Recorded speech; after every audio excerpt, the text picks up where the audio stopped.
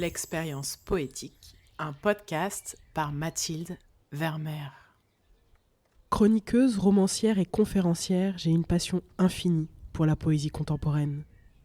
Depuis septembre 2021, à travers ce podcast, je vous fais découvrir les plumes qui me touchent, me galvanisent, élargissent mon horizon. Faut-il présenter Guillaume Apollinaire ? Les enfants adorent s'emparer de ses calligrammes malicieux. Les ados pillent ses poèmes amoureux et érotiques. Les artistes s'inspirent de sa fantaisie joyeuse, de son imaginaire fertile, de son talent pour bousculer les codes. Moi, je rencontre le poète grâce au roman génial des sœurs Berest, Gabrielle. Dans ce récit virevoltant, Anne et Claire racontent leur arrière-grand-mère, une musicienne libre, douée, qui épouse en 1908 un peintre, Francis Picabia.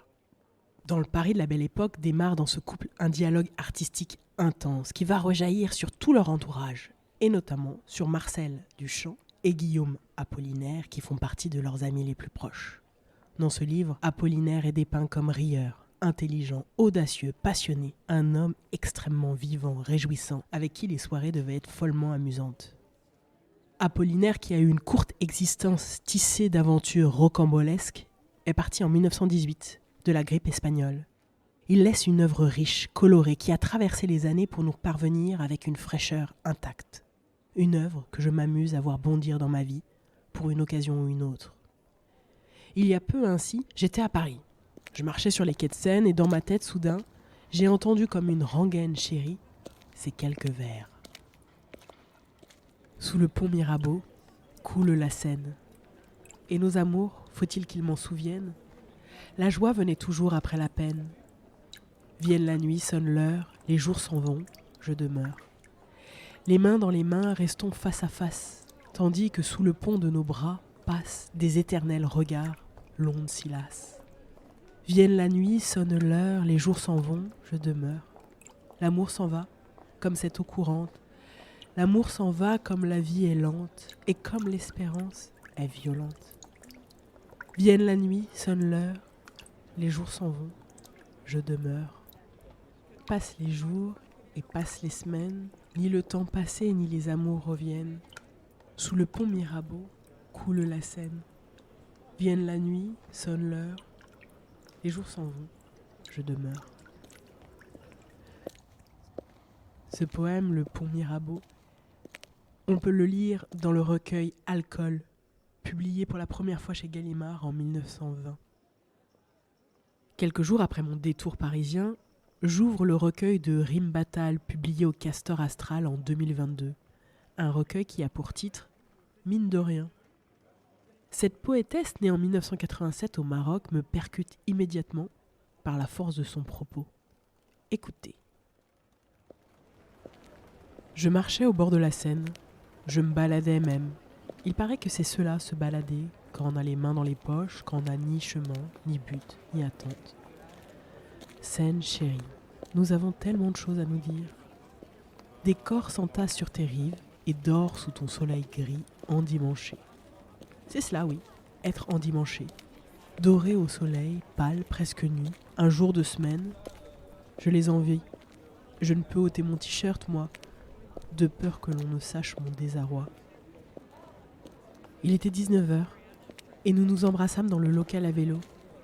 J'étais triste, j'ai même pleuré un peu. J'ai même eu du mal à respirer, j'ai cru que j'allais mourir. La boule dans mon ventre, j'ai cru qu'elle allait exploser. Il y avait une valise abandonnée sur les quais. J'ai prié très fort pour que ce soit une bombe, que tout saute et moi avec, surtout moi. J'ai perdu pied. Je marche comme une somnambule. J'ai perdu l'équilibre et mes chaussures me font mal. Pourtant, elles sont bien ces chaussures, je les ai pas payées très cher. J'ai mis mon amant dans un train cet après-midi. Ou hier, je ne sais plus. Quel jour sommes-nous ? Quelle saison ? Ses vêtements et mon cœur dans un sac poubelle, destination Berlin. J'ai porté son sac sur mon épaule, il était lourd et j'ai pensé à Sisyphe, parce que j'allais aussi retourner chez moi avec ce poids sur l'épaule. Je le porte encore et je regarde ces corps si légers, dorés au soleil, échoués sur tes quais, comme des feuilles d'automne. Et je m'effondre. J'arrête ici ma lecture, c'est juste un extrait de son texte, Ballade numéro 3, Ça continue, elle continue à nous raconter sur les quais de Seine comment elle pense à celui qu'elle a mis dans le train. Je la lis et évidemment, je suis de retour avec elle au bord de la Seine. Et je sens que Guillaume est aussi avec nous, juste derrière, comme un fantôme protecteur, consolateur. Il connaît les chagrins d'amour et les larmes qu'on finit par essuyer malgré tout. Il nous murmure. 4 jours, mon amour. Pas de lettre de toi. Le jour n'existe plus, le soleil s'est noyé, la caserne est changée en maison de l'effroi. Et je suis triste, ainsi qu'un cheval convoyé. Que t'est-il arrivé ?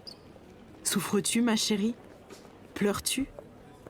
Tu m'avais bien promis de m'écrire.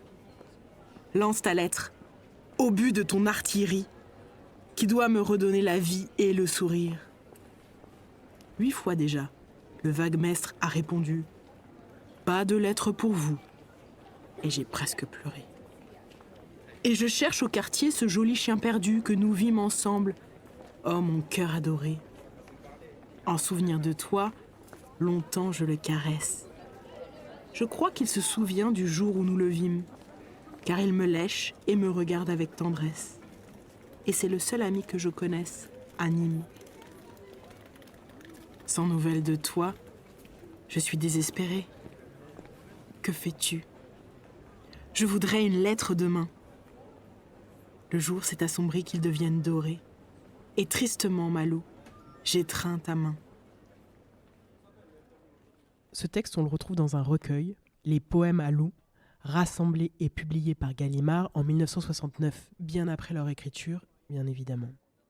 Dans ce petit recueil, d'ailleurs, il y a un autre texte que j'aime beaucoup, qui semble comme un ajout d'Apollinaire, comme quelque chose pour soigner les cœurs brûlés par cette douleur de l'absence.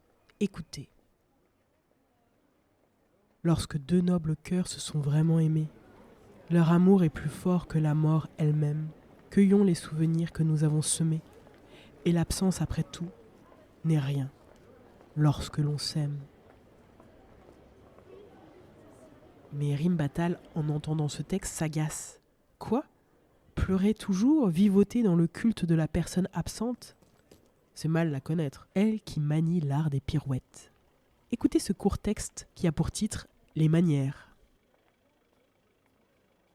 Dès que je suis dans mes pensées, mes sourcils se froncent, et je ne pense plus qu'à les défroncer pour ne pas paraître trop au dehors, ce que je ne suis que très peu au plus profond.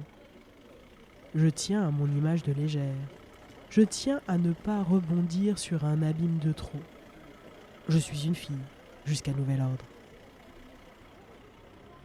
Ce texte me fait rire, ce refus de s'enfermer dans le chagrin stérile, ce refus de se complaire dans le visage de la femme triste.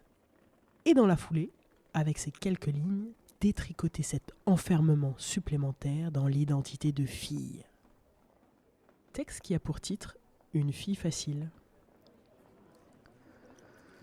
Je lappe, je suce, je hume, j'enfonce, j'écarte, j'allonge, je bouge, j'ondule, j'offre. Je prends, je lèche, je respire, je sens, je suinte, je jute. J'échauffe, j'allume, j'effleure, je mouille, j'agenouille, je caresse, je touche, je regarde. Je vois, je frôle, j'écoute, je repose, j'essouffle, j'allaite. Je couine, je tape, je claque, j'accroche, je danse, je souffle. Je soulève, je gifle, je borde, j'allaite. Je chantonne, je vis, j'éjacule, je bruite, j'abonde, je retourne, je convoque, je révoque, je répare. J'attrape, je griffe, je gratte. Je chatouille, je gratouille, je transpire, j'avale. Je nourris, je bois, je pince, je griffe, je balance. Je rougis, je souris, je soigne, je tourne, j'ouvre. Je creuse, je crois, je fesse. Je mords, je plisse, je gicle. J'empale, je malaxe, je pétris, je brûle. Je calcine, j'inscris. J'entre les lignes. Je crie, je hurle, je réveille tout le voisinage. Je rêve, je fonds. Je n'embrasse pas avec la langue. J'imagine Apollinaire qui rit en entendant ces lignes. Pas qu'il se moque, au contraire, il savoure. Il mesure la liberté, il apprécie ces lignes épicées. Alors pour finir, comme pour saluer la verve de cette femme dont il aime le talent et le sens du jeu, il glisse. Allons mon cœur d'homme, La lampe va s'éteindre, verse-y ton sang. Allons ma vie, alimente cette lampe d'amour. Allons canon, ouvrez la route, et qu'il arrive enfin le temps victorieux, le cher temps du retour. Pourquoi j'ai choisi de boucler cet épisode avec les quelques lignes d'un poète bloqué dans les tranchées, pris dans une guerre impitoyable? Pour cette idée du retour, retour chez soi, retour à soi, dans une vie qui alimente une lampe d'amour. Après tout, et peu importe les fracas passagers des sentiments, comment vivre sans amour? Je vous invite à réécouter ces textes. Pas besoin d'analyse, pas besoin de comprendre, de décortiquer. Sentez. Laissez flotter en vous, osez l'expérience poétique. Si vous avez aimé ce moment, je vous remercie de mettre un commentaire positif sur votre plateforme d'écoute. Sur Spotify et Apple Podcast, vous pouvez aussi le noter 5 étoiles. Cela aide à gagner en visibilité et à atteindre plus de personnes. Envie d'offrir un coup de pouce supplémentaire? Faites un don sur Tipeee, partagez un épisode à un ami, parlez du podcast sur vos réseaux sociaux et mentionnez-moi, @Mathilde Vermeer. Ensemble, mettons de la magie dans le monde. Je vous dis rendez-vous très bientôt pour une nouvelle dose de poésie.